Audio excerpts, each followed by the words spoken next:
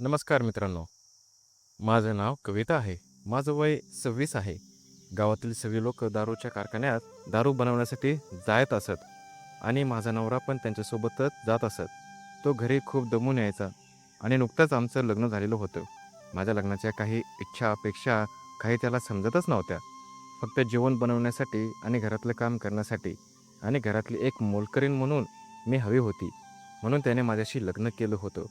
दारू बनवण्यासाठी त्या कारखान्यात तिथं महिला पण जात असायच्या. माझा नवरा हा खूपच शांत स्वभावाचा होता. त्याला माझ्याकडे बघायला सुद्धा काही टाईमच भेटत नव्हता. दररोज उठून तो त्याचा नित्यक्रम चालूच ठेवत होता. मुकादम हे एका वर्षाचे पैसे एकदमच घरी द्यायचे. त्यामुळे नवऱ्याला सुद्धा काही केल्यावर कामावर जावंच लागायचं. दारू बनवण्याच्या कामामुळे त्याला दारू प्यायची सुद्धा खूपच सवय लागली होती. घरी येताना तो थोडीशी घेऊनच यायचा आणि घरी आल्यानंतर लगेच लगेच तो असा झोपून जायचा. आमच्या शेजारचा तो राहुल हा माझ्याकडे असा टक लावून बघत असायचा. माझा नवरा घरी आला की तो असा कुठेही पडायचा. मग मी त्या राहुलला बोलवायचे आणि त्याला व्यवस्थित झोपवण्यासाठी तो मदत करायचा. राहुलला बोलल्यानंतर राहुल पटकन लगेच यायचा, कारण तो माझ्याकडे लक्ष देऊनच असायचा. राहुलचं सुद्धा वय जवळपास 25च होतं. नुकतंच त्याचं पण कॉलेज संपलेलं होतं. शिक्षण पूर्णपणे बंद झालं होतं. काही दिवसानंतर आता तोही दारूच्या कारखान्यावर कामाला जाणार होता. एक दिवस काय झालं, माझा नवरा दारू पिऊन जास्तच आला होता आणि दारासमोर एका गटारीत तो पडला होता. मी राहुलला बोलावलं. तेवढ्यात राहुल पण आला. राहुलने त्याला कसंबसं बाहेर काढलंच आणि मी आणि राहुलने माझ्या नवऱ्याला त्याच्या रूममध्ये आणून सोडलं. गटारीत पडल्यामुळे गटारीतील घाण ही राहुलच्या कपड्याला पण लागली होती. आता माझ्या साडीला सुद्धा लागली होती. मी म्हटलं राहुलला, "राहुल, तू इथे बस, मी फ्रेश होऊन येते." तेवढ्यात माझी साडी भरलेली होती. मी तशी बाथरूममध्ये गेले आणि बाथरूममध्ये गेल्यानंतर मी माझी साडी फेडली आणि साडी धुवायला लागले. राहुल माझ्या मागे मागे बाथरूमपर्यंत आला. बाथरूमच्या दाराला होल होतं. त्यातून तो माझ्याकडे टक लावून पाहत होता. साडी फेडली होती. मी साडी धुवत होते. एक 15 मिनिटे मी साडी धुतली, कारण गटारीतील घाण त्या साडीला पण लागलेलीच होती. तसं राहुल गपचूप येऊन पलंगावर बसला. मी साडी व्यवस्थित करून बाहेर आले. मला माहीत नव्हतं राहुलने मला बाथरूममध्येच पाहिलं होतं म्हणून. आता मी राहुलला म्हटले, "राहुल, इकडे ये. इथे बाथरूम आहे. इथे कपडे स्वच्छ धुवून घे, व्यवस्थित कर." आणि मग राहुल बाथरूममध्ये गेला आणि कपडे स्वच्छ धुवून बाहेर आला. आता एकदम जोराचा पाऊस चालू झाला होता. राहुलला आता घरी जाता पण येत नव्हतं. मी म्हटलं, "राहुल, मी चहा करते. बस इथे." राहुलला चहा करण्यासाठी मी किचनमध्ये गेले. किचनमधून मला सगळा राहुल दिसत होता. राहुलची नजर ही फक्त आणि फक्त माझ्यावरतीच होती. माझ्या शरीरावरती होती. तो मला वरून खालून खालून वर पाहत होता. खूपच असा वाईट नजरेने तो आणि वाईट वासनेने त्याने मला मन भरून पाहिलं होतं. मी चहा बनवला आणि घेऊन आले. समोरच्या टेबलवर ठेवून दोघे पण चहा प्यायला लागलो. माझे डोळे निळे होते. एखाद्या पुरुषाला पाहिलं ना तर तो घायल होईल असे असे होते. राहुल माझ्या डोळ्यामध्ये पाहत होता. दिसायला तशी मीही खूप सुंदरच होते आणि शरीराने सुद्धा एकदम मजबूत. आणि आता तर पाऊस जास्त असल्यामुळे घरातील लाईट पण गेली होती. आता मी मेणबत्ती शोधू लागले होते. मेणबत्ती माझ्या बेडरूममध्येच होती. बेडरूममध्ये मी गेले, तेवढ्यात मागे मागे राहुल पण आला. राहुलने मेणबत्ती समजून माझा हातच पकडला. आता राहुलला वाटले मेणबत्तीच आहे, म्हणून राहुलने हात पकडला. तर राहुलला समजलं हा कोणाचा तरी हात आहे म्हणून. तो म्हणाला, "वहिनी, मेणबत्ती सापडली." मी म्हटलं, "अरे राहुल, तो तर माझा हात आहे रे." राहुलने हात सोडला नाही. हात जवळ घेतला. तेवढ्यात मी पण राहुलच्या जवळ आले. राहुलने माझ्या कमरेवर हात ठेवलाच होता आणि राहुल मला जवळ घेऊन लागला. राहुलने मला जवळ घेतलं आणि माझ्यासोबत नाही नाही ते करू लागला. काय समजतच नव्हतं, कारण राहुल हा तरुण मुलगा होता आणि त्याला काय कळणार. पण राहुलने माझ्यासोबत नको नको ते करायला सुरुवात केली. अंधारामध्ये पूर्ण माझी साडी पण त्याने काढून टाकली होती. सगळंच काढलं. त्याने सुद्धा त्याचे सर्व कपडे काढले. मग मलाही पूर्ण उत्साह आला. मलाही समजत नव्हतं माझा नवरा मला का हात लावत नव्हता म्हणून, कारण त्याला फक्त काम आणि काम असंच समजत होतं. इतके दिवस झालं आपल्या बायकोला काही इच्छा असतील, आपल्या बायकोच्या काही इच्छा अपेक्षा पण असतील, तिला काय हवं आहे काय नको आहे असेल, याचा काही विचारच केला नाही त्याने. राहुलने आता माझ्या अंगावरची जशी साडी काढली तसा माझ्या अंगावर काटा झाला. मी लगेच बेडवर पडले. राहुल माझ्या अंगावर पडला. मी शांत झोपून राहिले. राहुलला काही समजतच नव्हतं. तसं राहुलला सगळ्या गोष्टी समजल्या. तसा मला तो खूप दुखवू लागला. मी ओरडू लागले. घरामध्ये कोणीच नव्हतं. सासू सासरे कामावून आले नव्हते. मला कोणत्या गोष्टीचं भानच राहिलं नाही. मी सकाळी राहुलच्या स्वाधीन झाले. राहुलने नंतर समजल्यानंतर सगळ्या गोष्टी व्यवस्थित केल्या. त्या रात्री माझ्यासोबत राहुलने हवं तसं केलं होतं. मीही राहुलला पूर्णपणे सपोर्ट करत होते.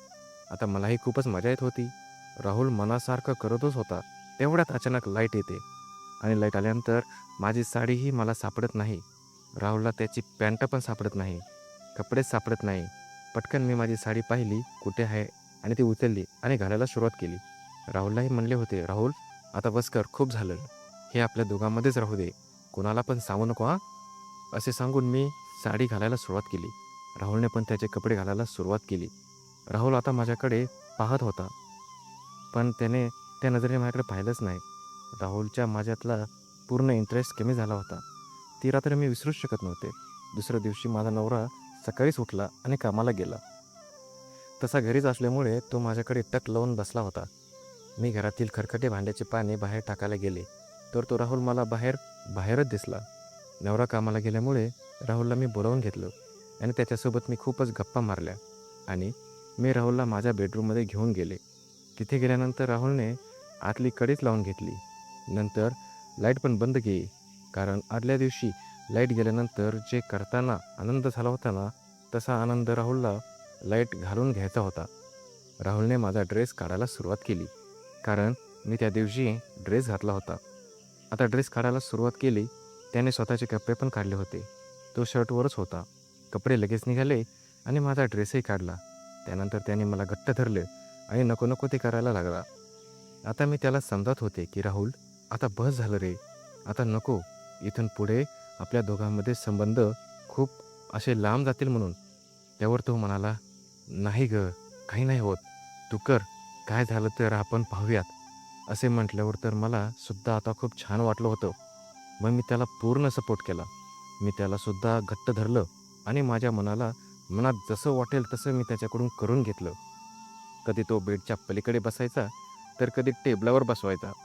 असं वेगवेगळ्या ठिकाणी आम्ही नको नको ते केलं. कपडे घालून तर नंतर तो घरी निघून जायचा. नंतर नवरा आला की नवरा येऊन गुपचूप झोपायचा. असं रोज राहुल माझ्या घरी यायचा आणि दररोज मला करून जायचा. असं असेच काही दिवसानंतर मला दिवसही गेले. एक दिवस मला सकाळची खूपच थंडी आणि ताप झाली. मी माझ्या नवऱ्याला सांगितलं की माझी तब्येत आहे ना बरोबर नाही आहे म्हणून. तुम्ही आज सुट्टी घ्या. असं म्हणून नवऱ्याला सुट्टी घ्यायलाच लावली आणि आम्ही दोघेजण दवाखान्यात गेलो. आता दवाखान्यात गेलो तर डॉक्टरांनी मला चेकअपच केलं आणि डॉक्टरांनी माझ्या नवऱ्याला सांगितलं की तुमच्या बायकोला ना आता दिवस गेले आहेत बघा. पेढे वाटा. हे कोण? माझ्या नवऱ्याला धक्काच बसला. नवरा मनातल्या मनात विचार करायला लागला, आईला, लग्न झाल्यापासून मी एकदा पण घरी नाही आणि माझ्या बायकोला दिवस आता नेमके गेले तरी कसे? नवऱ्याच्या डोक्यामध्ये तो राग होताच. नवऱ्याने मला घरी आणलं आणि विचारायला सुरुवातच केली. मी सांगितलं नवऱ्याला की मला तुमच्यामुळेच दिवस गेले आहेत म्हणून. आता नवरा खूपच चिडायला लागला होता. मी सांगत होते नवऱ्याला, "अहो, मला ना तुमच्यामुळेच दिवस गेले आहेत मग." नवरा म्हणाला, "शक्यच नाही बघ. तुझं काहीतरी बाहेरच लफडं चालू आहे. बरोबर ना? तू कोणाला तरी घरी बोलवतेस, नाहीतर कोणाकडे तरी जातेस. काहीतरी चाललेलं आहे तुमचं." असं म्हणून नवऱ्याने मला त्या दिवशी बेल्टनेच मारलं. मी खूप ओरडत होते. नवरा मला मागून मारत होता. माझ्या पाठीवर तर पूर्ण वणच झाले होते. तोंड तर पार सुजलं होतं. डोळे तर सुजून बाहेर यायचे बाकी पडले होते. माझे शरीर पूर्ण सुजलं होतं. तरी मी नवऱ्याला राहुलबद्दल काहीच सांगितलं नाही बघा. दुसऱ्या दिवशी राहुल घरी आला. माझा नवरा कामाला गेला होता. पण नवरा कामाला गेल्यावर दुपारी घरी आला राहुल. मी आणि राहुल घरामध्ये गप्पा मारत होतो. मी कालची सगळी हकीकत त्याला सांगूनच टाकली होती. मला माझ्यावर फक्त राहुलच प्रेम करायचा. माझा नवराही माझ्यावर प्रेम करत नसायचा. मी राहुलला सगळ्या गोष्टी सांगत होते. माझा नवरा दुपारच्या वेळी घरी आला होता. तो दरवाजाजवळ थांबून सगळं काही ऐकत होता. त्याने दारू पण पिली नव्हती आज. त्याला आता फक्त माझं टेन्शन होतं. तो दरवाजाजवळ थांबून कान देऊन ऐकू लागला होता. माझा आणि राहुलच्या गप्पा झाल्यानंतर आम्ही दोघे माझ्या बेडरूममध्ये गेलो. राहुलने दरवेळेसप्रमाणे आतील कडी लावली, पण बेडरूमची खिडकी उघडीच होती. आता माझा नवरा हळूच घरात आला आणि टेबलवर उभा राहून खिडकीतून आतमध्ये पाहू लागला. तसे मी राहुलला माझे शरीर सुजलेलं दाखवत होते. माझ्या पाठीवर किती वण झाले आहेत हे दाखवत होते. तर त्या गोष्टीचा फायदा घेत राहुलने पण हळूहळू माझे कपडेच काढून टाकले आणि मी उलटे फिरवून पाठीवरचे वण दाखवत होते. राहुल त्यावर हात फिरवून माझ्यावर प्रेम करू लागला होता. त्यालाही त्याच्या डोळ्यामध्ये खूप पाणी येत होतं, कारण मी खूप काही सहन केलं होतं आणि माझं शरीर पूर्णपणे दुखू पण लागलं होतं. माझ्या शरीराची खूप आग होत होती. मला तर आता खूपच त्रास होत होता. राहुलला म्हटलं, राहुल, अरे माझं शरीर खूप त्रास होतोय रे मला.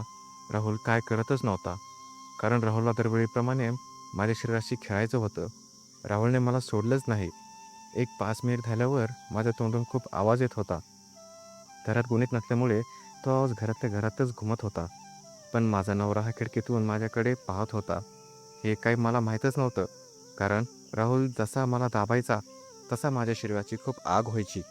मी ओरडायचे. जवळपास 5 मिनिट झाले. आमच्या दोघांमध्ये खूप काही झालं. राहुलने मला सोडलंच नाही पहा. तेवढ्यात माझ्या नवऱ्याने दरवाजावर लाथ मारली आणि दरवाजा एकदमच उघडला गेला. नवरा आतमध्ये आला.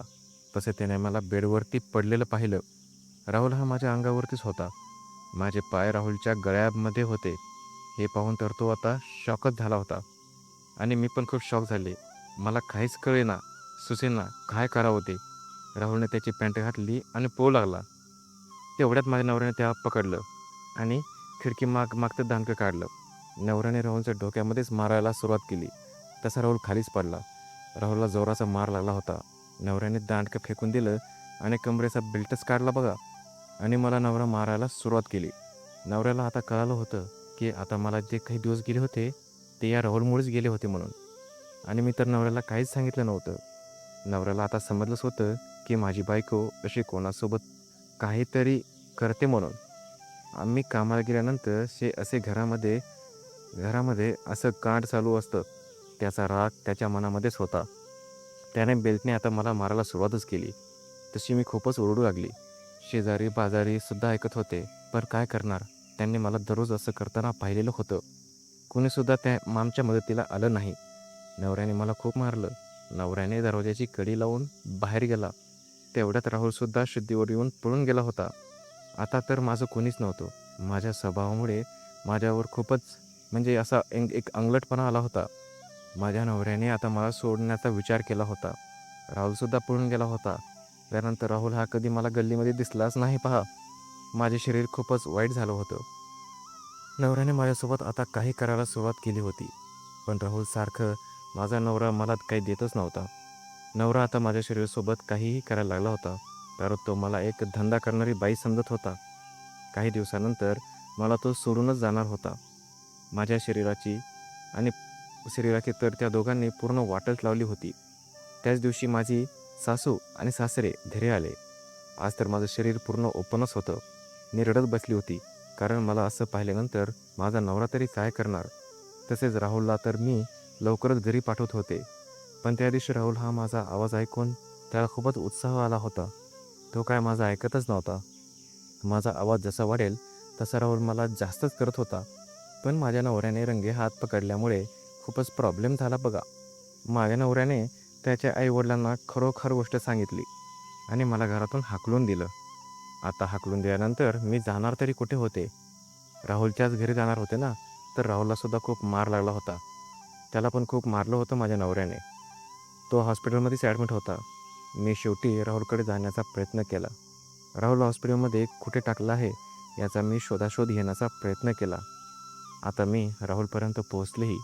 राहुलला तर त्याच्या डोक्यामध्ये खूपच जास्त मार लागल्यामुळे तो 4-5 दिवसानंतर त्याचा पण मृत्यू झाला.